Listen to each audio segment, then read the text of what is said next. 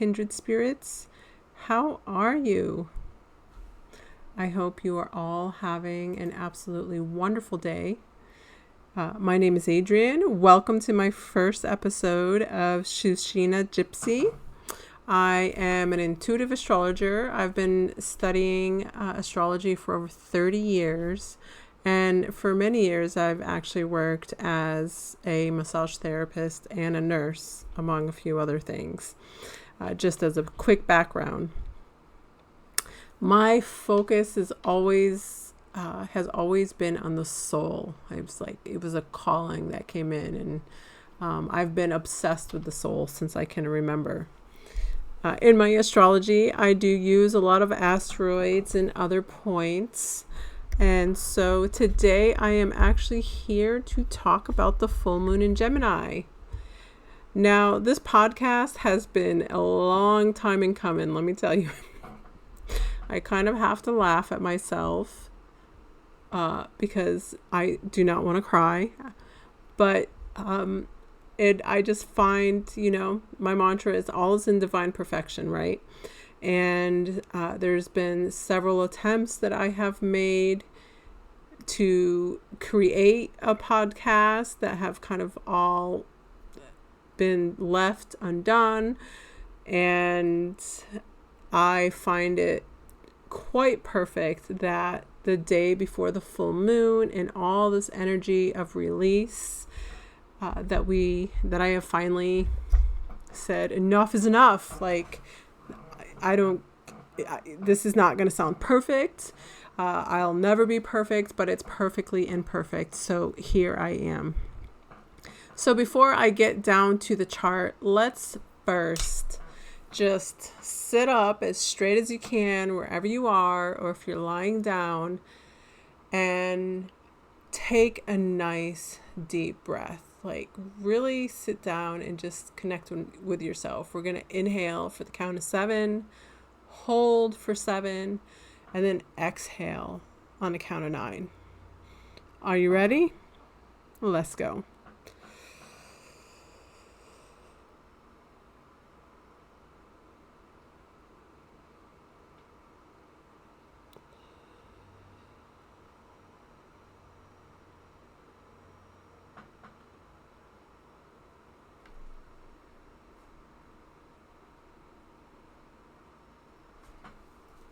How does that feel? Okay. So we've got a lot of energy coming in lately between the Schumann resonance, all the energy coming in and all the integration and release that's going on. These solar flares, of course, are part of that. And we've got just so many cycles ending at the same time, right? We have a month left until, well, not even now. We've got 28 days left until the year turns into a number 1 year in numerology. We've got about 2.5 months left before we move into the year of the fire horse. And around that same time, Saturn and Neptune will be conjunct in Aries, right? And here we go, as we're at the end of these cycles, being asked to release as much as possible the shit you've been holding on to through your ancestors, through your past life, through your own time on this incarnation. There's a lot there, and we hold all of that in our bodies. We have an aura and a spirit, but we hold it in our bodies. And I can tell you that from experience, from working on the thousands of clients that I've worked on, and from my own personal experience, right? These last few years in my own life, I was born the oldest child of my whole family. I'm the oldest on both sides. And the things I signed up for, let's just say, there's been a lot of tears in the last few years and a lot of ooh, you know? A lot of lessons. And I'm so grateful for those lessons. Because sometimes we just need to be like brought back down to earth, but connected to source, right? It's such a multifaceted world, but everything is always interconnected. So, as we speak of that release and that karma, our last full moon, the super moon, tomorrow, December 4th at 6:14 p.m. Eastern Standard Time, is creating a grand cross. Actually, 2 mutable grand crosses. So let's talk about the hard shit first, right? So we've got the moon and the sun at 13 degrees and 3 seconds. The sun is in Sag. It's conjunct the great attractor, which is like a huge vacuum cleaner of like energy, just pulling it all in, right? Like with the sun conjunct, like what is it in our conscious, our will, our motivation, the what fuels our soul there that we're pulling in, that needs to be released, that no longer serves us, versus the moon, our subconscious. 95% of what we do is subconscious, right? How we nurture others, details versus the big picture. This is the theme of Gemini and Sag. Like, do you get overwhelmed and scattered when there's way too many details, right? Like that is that is part of the energy of Gemini, is like, oh, here we go, versus Sagittarius, where it's ruled by Jupiter, right? So like, what's big? What's the bigger picture? What is righteous, right? That we're traveling overseas with Sagittarius. We're going to universities. There's higher learning. That's like higher spiritual school, right? Versus Gemini, that's your everyday things. Like that's your cousins, your siblings, your community, your transportation around town, how you learn, how you think, right? That's part of that energy. And that opposition is squaring the nodes, the North Node in Pisces and the South Node in Virgo. So we have the South Node asking us, what is it that we need to release that no longer serves us? What is it that we need to bring forth that does serve us, right?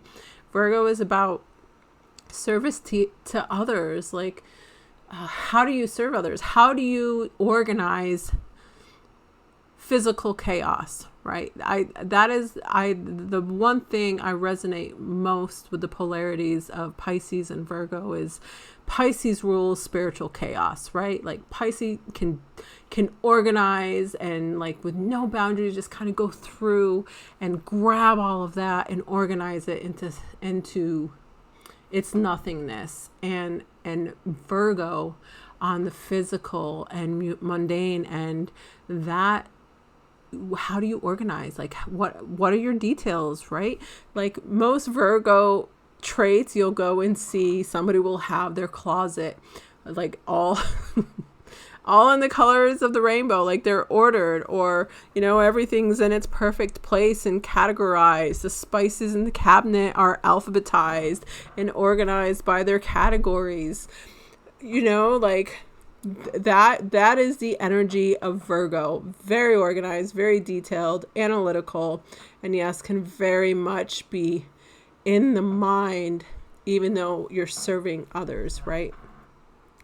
So we've got all of that energy at Crossroads here. And then we have Pisces in the North Node that is asking us to surrender. Like, what is it that we just need to let go of in the mundane world and surrender to the trust, to the void, to not knowing and being okay, because security is just an illusion, right? Like, the only thing guaranteed is the peace that we can make in ourselves. Like, our souls are infinite. That's guaranteed.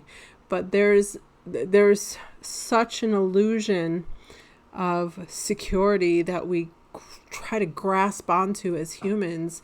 And like, those thongs have just gotten way too tight, man. Like, this is the universe saying, no, let's surrender. Like, let's just, this is about being free and floating in the ocean, moving and becoming water, right? Like, just becoming water, and being able to form yourself in the container that you decide to move into.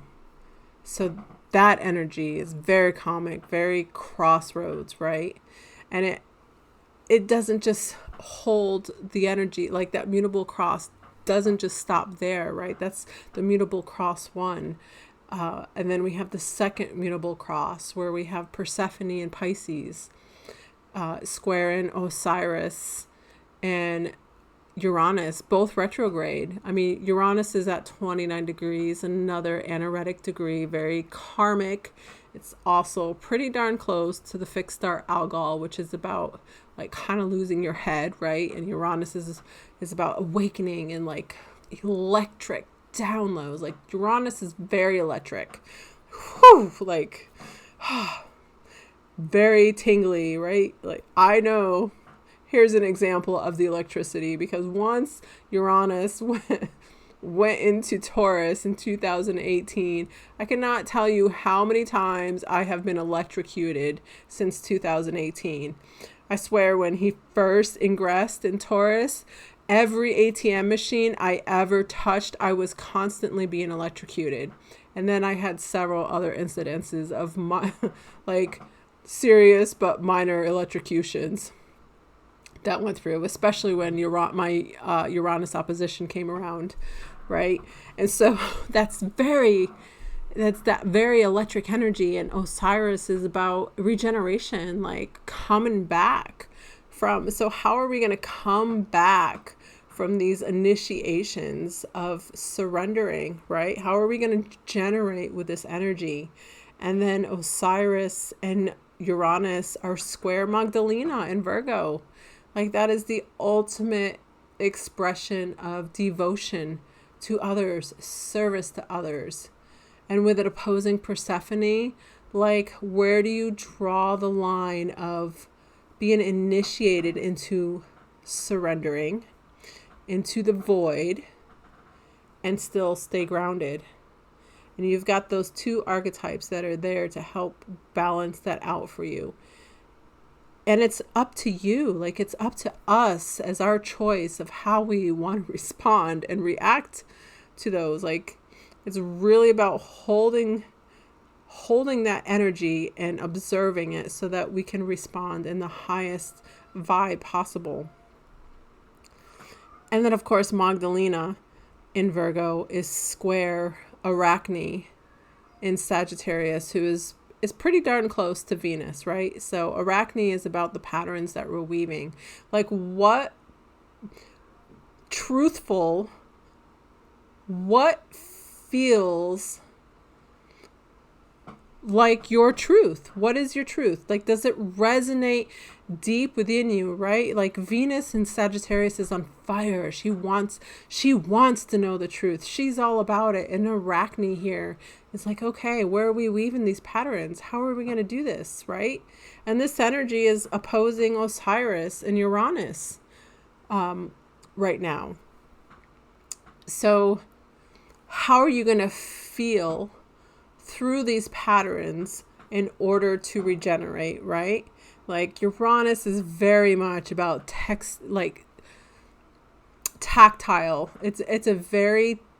Uranus is a very tangible energy. Taurus, like, rules the senses, right? It's the touch, it's the taste, it's the smell, it's the music, right? The music that touches your soul. What of those senses touch your soul in order for you to regenerate and then move forward with those feelings? So we've got these mutable grand crosses working and asking us to really feel into the depths of ourselves, to really feel how we're going to be able or move through and adapt and be flexible with all of this energy that is coming forth, right? We've got choices and we've got these timelines that, like, we can go on this timeline or this timeline. Which dimension are you working with, right? Yeah, we're getting into this like totally crazy deep because that is what astrology is. There's no simple in my world. It's, oh, gotta love it. Love how deep it gets, right? And then you add the energy here that gets even deeper of all the energy going on in Sagittarius. Like, Sagittarius is really asking us to look for the truth, like go after the truth, be adventurous, take the risk, right? We've already talked about the sun, but then we also had Juno, the asteroid Hecate, and Mars all conjunct, moving towards the galactic center. Juno is about commitment. Hecate is about the crossroads. And Mars is about how we move through our motivation, through our will. It's our assertiveness, our aggressiveness, our libido, right? Like, what's on fire? What's lighting you up that you want to commit to, that you know is right and true for you? So that energy is pretty intense and pretty amazing, right? It's lots of fire, just preparing us, right, before all of that energy moves into Capricorn and helps ground us, later on in December, just kind of like grounding it and solidifying it into that manifestation once it moves into Capricorn. It's pretty cool. But we've got some good Capricorn energy going on in this full moon as well. So we've talked about the two mutable grand crosses, right? So now let's take a look at Jupiter, who's retrograde in Cancer at 24 degrees, square in Chiron retrograde, Eris retrograde, and Eros retrograde. So we've got a lot of that wounding, that self-reflection going on with its connection and square to Jupiter. This is a lot about ancestral healing. Like, what is it from the past, right? What do we need to work with? What are we being pushed? Who's calling you? Take a look at the little signs. If you have 23andMe or Ancestry.com, do you have ancestors that continually keep coming up? Like great grandmothers or, great grandfathers? Do you have like certain cultural aspects that keep popping up? If, do you have, for me in an example in my life is like the Viking energy keeps calling in, and I'm like, what? Like, where is that coming from? And it's been coming in for like over the last year and a half, and I've worked with it here and there and haven't quite figured it out. But with the ancestry, like, oh yeah, like grandparents, or like, are there pictures of your grandparents or family members calling out? Because remember, like, the veil is like really thin. It's been thin for a while. We're still in another veil.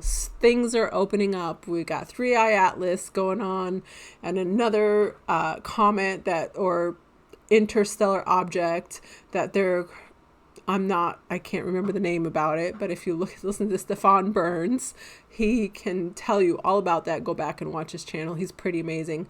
Love the way that he merges his consciousness with the science and talks. He's a geophysicist. So I'll put his link below. He's pretty amazing, as well as several of the other YouTube people that I listen to. And so, yeah, we have that energy moving through there, right? So that square, that's pushing us to heal things from the past, our ancestral lineage. And when we talk about ancestral, we can even go as far back galactically, like before Earth, right? With Pluto in Aquarius right now, it's actually conjunct Urda, which is another asteroid that talks about ancestral records and sees Earth. We've got a lot of reiteration pushing us to take a look at the things that need to be healed over the last several thousand years. Now the gifts, right? Let's take a look. Oh, we need to go right back. Hold on. One sec. There's one more hard aspect that maybe that will be pretty intense, right? Since Mercury rules Gemini. Mercury's in Scorpio right now. It's just left retrograde on the 29th. Whew, thank goodness. But Mercury in Scorpio is slow. Mercury doesn't like being in Scorpio. Like, it doesn't want to, like, it'll get into researching and that deep, those deep subjects.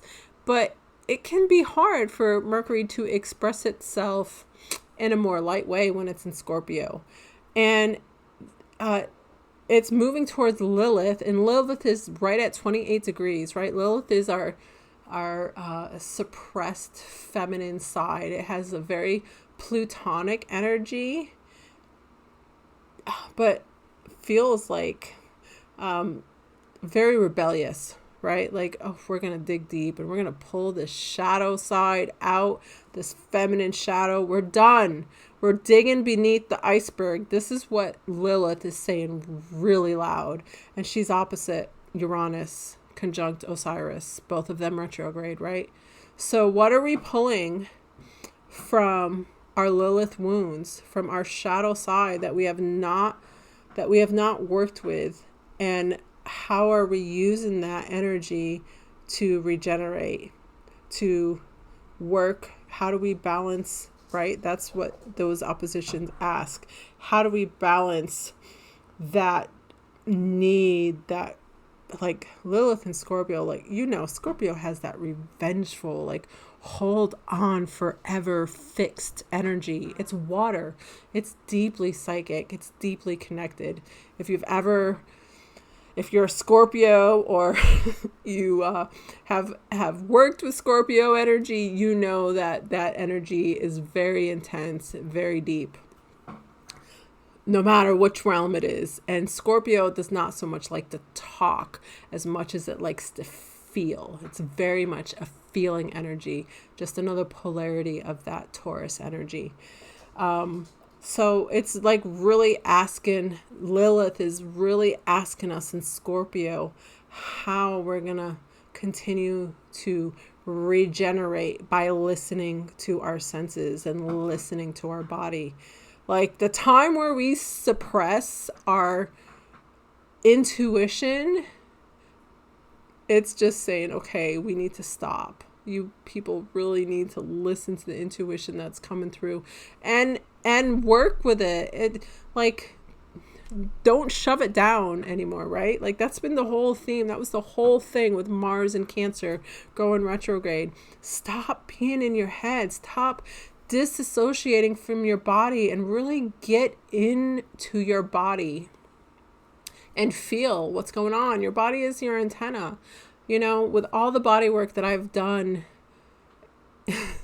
over the years, I got to a point in my career where it was much easier to feel other people's pain, their emotions, their whatever was going on in their body. As soon as my hands touched, like, okay, I was a channel, but I also ended up disconnecting from my body into the point where I was, like, pushed to really listen, right? Like, I was just as guilty as the next person of not listening, even though I was telling my clients, like, it's so important to listen to your body. And it's only been recently, after some amazing ghost point treatment and lots of hard work over the last few years, that it was just a few months ago that I was like, ooh, I went for a walk and I'm like, oh yeah. Oh, I feel my ass. Oh, that's pretty nice, right? Like, it's a different feeling when you're stepping into your body and feeling all of it versus when you're just in the mode of feeling the pain in your body. It's two different things. And so we've got that energy asking us to really think hard about that, with Mercury coming up through that. Like, let's have our thoughts match our feelings, right? So let's work with another uncomfortable energy of Mercury, quincunx Chiron, right? So we just got done talking about Jupiter, which again, with Cancer, goes into feeling in our subconscious and our ancestry and working on the wounds of ourselves and our ancestry and our lineage. And now we've got this really uncomfortable energy of how do we deal with this? How do we communicate this, right? That is that energy of that quincunx. And with Chiron conjunct Eris and Eros, like, you may feel that your creative energy is kind of a bit scattered right now. Like it's chaos, right? Eris is the goddess of discord. She's like throwing some chaos in there. So like, especially if Eros is really affecting your sex drive, like what's going on, right? A lot of the times most people will start to wake there's a lot of people that will start to wake up when they're like, oh God, my like sex drive is totally gone. Like, I don't understand what's going on with it. It's just kind of scattered. Like it's not the same. Scorpio is asking you to take a look at that. And it's a really uncomfortable energy. That's just one example of that expression, especially with Lilith right there as well. So the gifts, like what are the gifts to work through these karmic aspects, right? Like, oh, holy cow. I love astrology. It's so amazing. So we've got the Grand Water Trine, right? Between Jupiter retrograde, Saturn that just went direct on the 27th, and Neptune retrograde. Like, that's extra strong right now at 29 degrees. Very, very energetic, very karmic, like really purging. Yeah, 29 degrees of Neptune. I am ready for it to be in Aries. Let me just say that as a Pisces sun. Holy cow. But yeah, we've got more work to do, right? So that we've got those karmic endings. And Saturn here is actually conjunct the asteroid Prometheus, which is about, he was like a rebel towards the gods, right? He's the one that lit the fire. So like, where is that, like, is Saturn asking us to surrender with this energy of like really listening and paying attention to what's going on in the outer world? Like, where do we stand up for ourselves, for our spirituality? Because in essence, when we're suppressed and oppressed and you have that energy that is pounding down on you for thousands of years, where do you finally stand up and say, oh no, I'm done. I'm listening to my intuition, right? Like, that gift is here. The ancestors are speaking loud. They're like, oh yes, like, no, we're big and we're loud and we want you to hear us. You chose to incarnate at this time to come and fix this problem, right? Like, it's a whole new humanity coming on, right? And that's all trine Mercury and Lilith in Scorpio. So you've got the ability to communicate and walk between worlds, right? Like, that Grand Water Trine is like literally a sponge energy. So are you going to soak in the good or are you going to soak in the bad?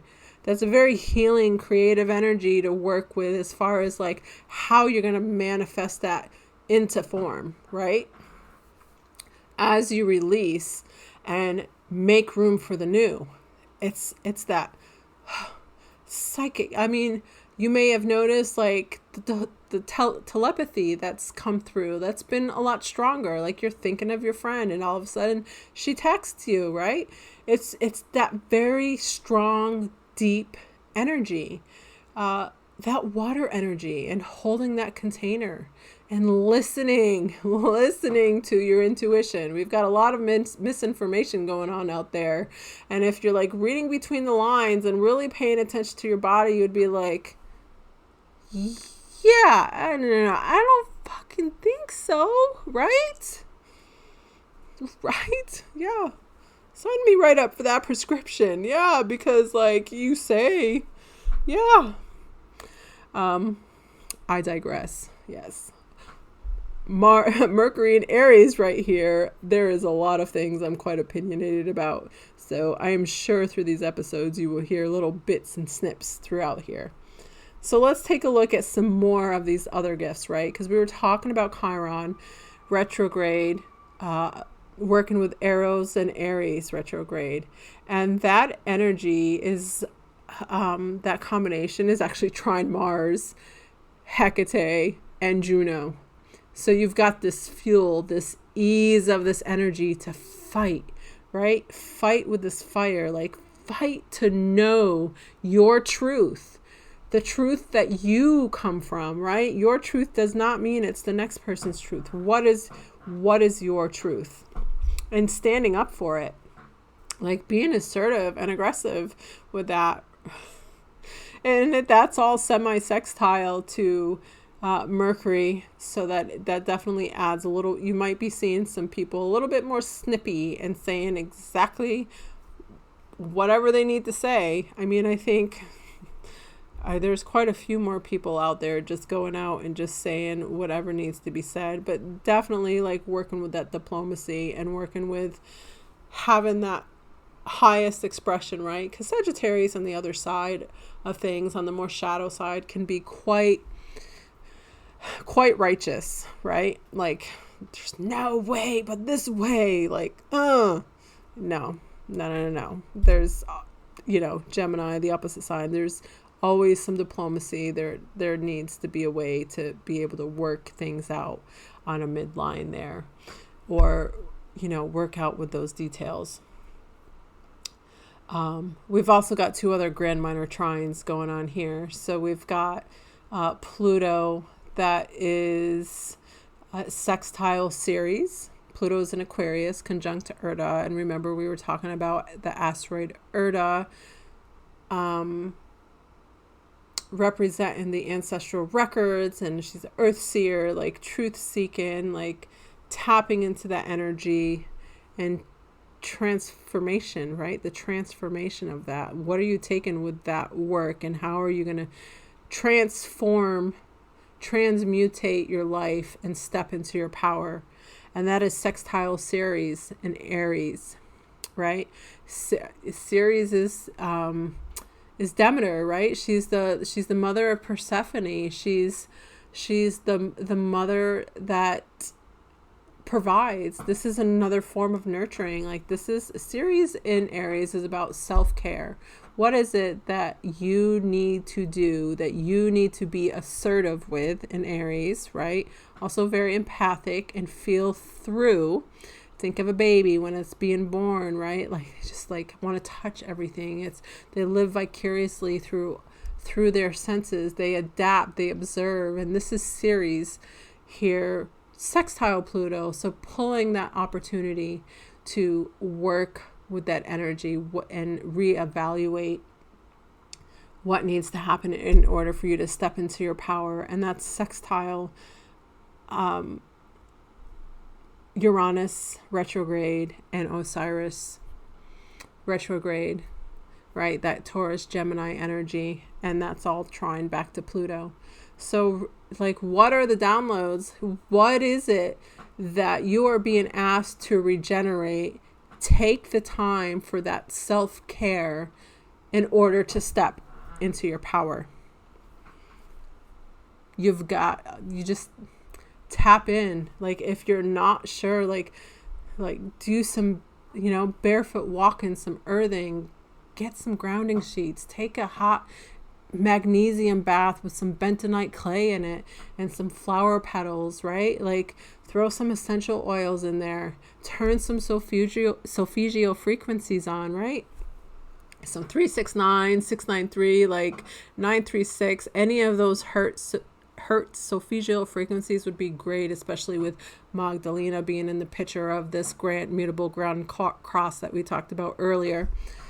And so that energy is like we've got the opportunity there. Like just go with it, right? Like work with the easy aspects to assist you with the hard aspects, right? Like that's just like you get the push, but you get the ease.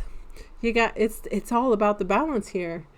And so the other grand minor trine we have is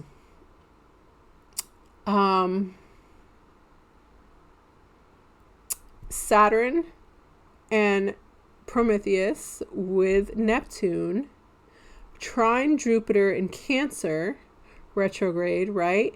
And that's all sextile Uranus and Osiris retrograde. So again, here we are. What needs to be released from the past that assists you in regeneration. Regeneration and the downloads of what can help with that regeneration and actually listening to your body. So we've got a lot of help going on here. Like, it may not be easy, and some of us may not agree that, like, well, okay, but like when you really take a look at the bigger picture, there's so much assistance that we have going on, right? We can take a look here more in through Cancer. And, you know, Cancer ruled by the moon, with the moon in Gemini, and like the little details of the past. All the planets that are, all the asteroids that are in Cancer right now are all retrograde. And we've got a nice little stellium of Horus, Hygeia, and Chaos, right? All kind of like mixed together. So what is the truth that you're seeing through the chaos that can help preserve that spirit, that ancestry? And then Isis and Hypno are also retrograde, and they're combined. So where is it you're being asked to rebirth your dreams, right? And some of that energy and that information may be coming through your dreams. Very, very, I mean, like, listen to your dreams. Are you journaling? Are you writing your dreams down? When you wake up, are you remembering them? The dream world is awesome right now. And then we get up to Capricorn, where we have another cute little stellium there going on with Vesta, Medusa, Pholus, and Lacrimosa. Now, the asteroid Lacrimosa is representative of Mother Mary, right? And Pholus is about subtle awakenings, like very gentle. Medusa, not so gentle, right? She'll turn your ass to stone if you look at her the wrong way or mess with her. But it's also about boundaries and protection. Like, don't look at me. Like, I am isolating, right? And Vesta is that pilot light, that inner flame. So in Medusa's world, depending on what resonates you with the mythology, she was decapitated after she was raped, right? No, let me rephrase that. After one of the gods raped her in the Vestal Virgin temple, Athena came and turned her head into a Gorgon snakes. And then at one point she was decapitated by Prometheus, right? And she's actually very much represents the fixed star Algol that Uranus is getting ready to move toward, is actually moving towards right now. So what in that, right? Like,